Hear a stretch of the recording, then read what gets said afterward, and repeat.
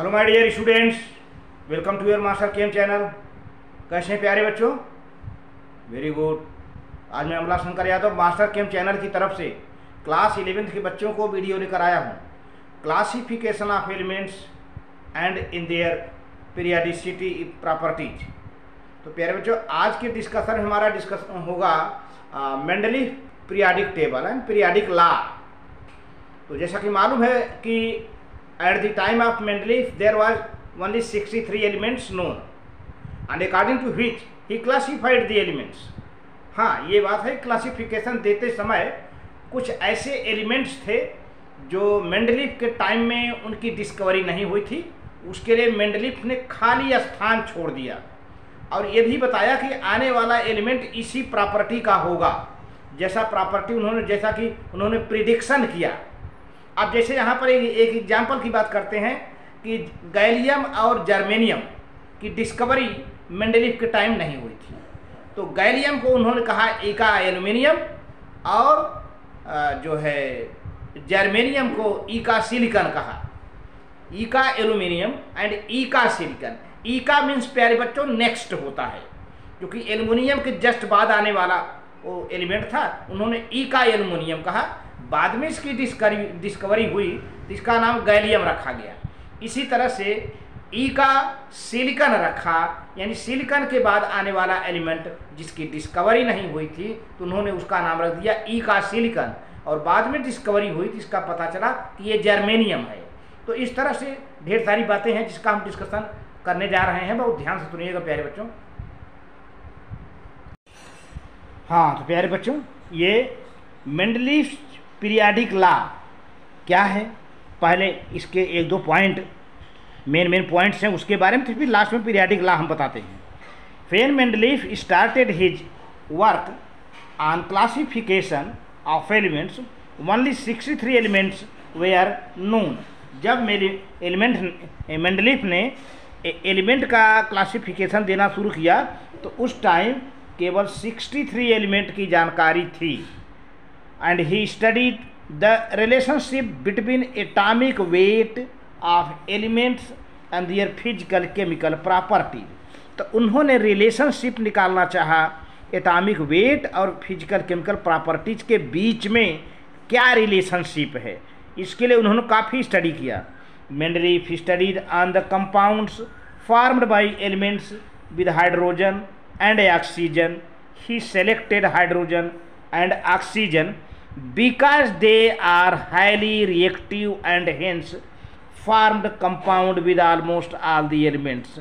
Therefore, the formulae of hydrides and oxides formed by the various elements was made the basis of classification of elements। तो प्यारे बच्चों, उन्होंने atomic weight और physical chemical properties के बीच में relation establish करना चाहा। तो इसके लिए उन्होंने केमिकल कंपाउंड का स्टडी किया, सभी एलिमेंट का। हाइड्रोजन से कैसा हाइड्राइड उनका बनता है, कैसा ऑक्साइड बनता है। हाइड्रोजन और ऑक्सीजन को बेस माना। ऐसा क्यों? क्योंकि hydrogen oxygen they were very reactive and due to which he used hydrogen and oxygen. He studied the hydrides of elements and oxides of the element.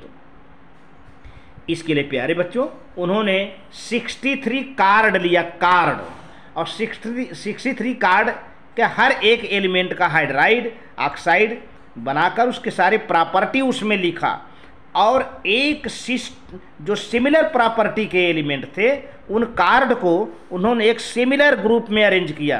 तो एक उनको रेगुलरिटी मिली, बार बार रिपीटिशन हो रहा था, उसी को पीरियडिसिटी कहा गया बाद में। तो देखिए आगे, Mendeleev gave his periodic law in 1869। तो 1869 में उन्होंने पीरियडिक लॉ दिया। क्या है पीरियडिक लॉ उनका, देखिए जरा।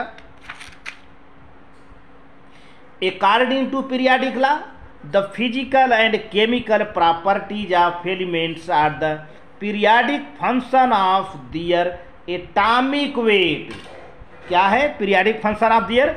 एटॉमिक वेट को इन्होंने समझा था। एटॉमिक वेट के रिस्पेक्ट में फिजिकल केमिकल प्रॉपर्टी का स्टडी किया। तो physical chemical properties of element are the periodic function of their atomic weights. It means क्या है प्यारे बच्चों, when the elements are arranged in the order of their increasing atomic weights, elements with similar properties are repeated after certain regular intervals, and this repetition of properties of elements of their certain regular interval is called periodicity of property। तो उन्होंने क्या काम किया कि element को उनके increase करते हुए एटॉमिक वेट के बेस पर अरेंज करना शुरू किया। अरेंज करने के बाद एक सर्टेन इंटरवल पर फिर से वही प्रॉपर्टी रिपीट हो रही थी। इस तरह से चलता रहा। तो जो प्रॉपर्टी रिपीट हो रही है बार बार, उसी को उन्होंने पीरियाडिसिटी ऑफ प्रॉपर्टीज कहा। यही है पीरियाडिसिटी ऑफ प्रॉपर्टीज। अब उनका टेबल क्या है, टेबल में क्या क्या उन्होंने किया था प्यारे बच्चों। डिमिट्री, इनका पूरा नाम है Dmitri Mendeleev arranged the known elements in order of their increasing atomic weights, grouping together elements with similar properties. तो एलिमेंट को एक ग्रुप में रखा जिनके सिमिलर प्रॉपर्टीज होते थे, and leaving out blank spaces shown by boxes. और उन्होंने पीरियाडिक टेबल बनाते समय ब्लैंक स्पेस छोड़ दिया। ब्लैंक स्पेस छोड़ दिया किसके लिए? जिस एलिमेंट की डिस्कवरी नहीं हुई थी। वेरेवर द नेसेसरी, जहाँ जहाँ उन्होंने उचित समझा। He also made the bold predictions that there were some unknown elements which of the course would be discovered in due course of the time and would fill these blank spaces. He even predicted their properties in the light of the properties of the other elements in the same groups। और जहाँ भी संभव हो सका प्यारे बच्चों, उन्होंने खाली जगह छोड़ दिया और ये बताया कि आने वाले दिनों में जब इन एलिमेंट का डिस्कवरी होगा तो उसका प्रॉपर्टी भी उन्होंने बता दिया था। अच्छा, हुआ यही प्यारे बच्चों। जैसे एग्जाम्पल में देखें, later on these unknown elements were discovered.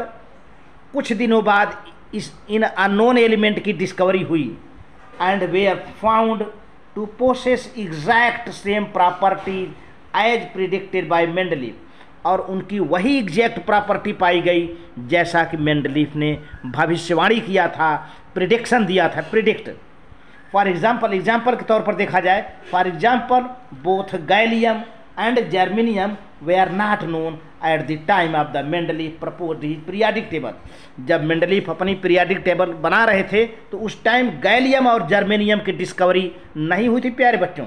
तो उन्होंने क्या किया, तो उनका नाम क्या दिया? Mendeleev named these elements as eka aluminium and eka silicon. उन्होंने इनका नाम दिया eka aluminium and eka silicon.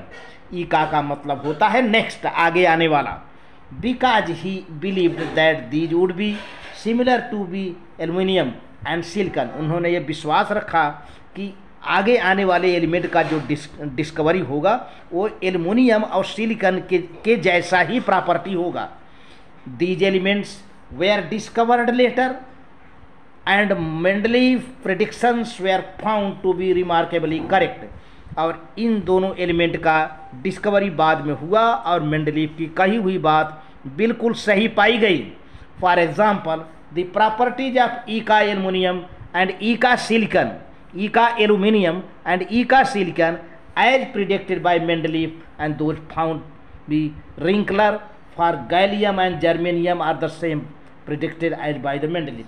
तो ये ईका एल्यूमिनियम जिनका नाम रखा था वो बाद में डिस्कवरी हुई, उसका नाम क्या रखा गया? गैलियम। और ईका सिलिकन जिनका नाम मेंडलीफ ने दिया था वो बाद में डिस्कवरी हुई, उसका नाम हुआ जर्मेनियम। और गैलियम जर्मेनियम का प्रॉपर्टी ठीक वैसे ही पाया गया जैसा कि मेंडलीफ ने कहा था। इस तरह से प्यारे बच्चों, वीडियो अच्छा लगे तो लाइक करके सब्सक्राइब करना, शेयर करना। थैंक यू प्यारे बच्चों।